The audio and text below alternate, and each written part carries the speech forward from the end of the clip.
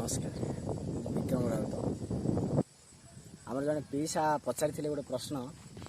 जे हईरे पिला मोर बाजी तोर उठिला तो मो वीडियो माध्यम से प्रश्नर उत्तर देवा चाहूँगी आपण मैंने शुणु एवं जानतु आ कमेंट करूँ जे ताके जो पचारियार प्रश्नटी रामायण रु आसी बालिंगी कृत लंका कांड विषयटी अच्छी जितेबाला माँ सीता को लंकार राजा रावण चोरई ले गला से समय भगवान तो लंका जावाक चाहिए तो मझे सागर आसला तो सागर को केमी से पार कर तो से बानर नहीं तो से सेतु बांधा को आशा कले तो पत्थर जितेबाला पानी पकईले से पत्थर सब बुड़ी जाए तो भगवान चिंता कले से समय जाम्बवन देले नल नील दुई बानर हाथ स्पर्श से पत्थर भासुची तो तांकर दुईंकर हाथ बाजी पत्थर भासिला तो से प्रश्नर उत्तर होची जहाँ मोर बाजी तमर उठिला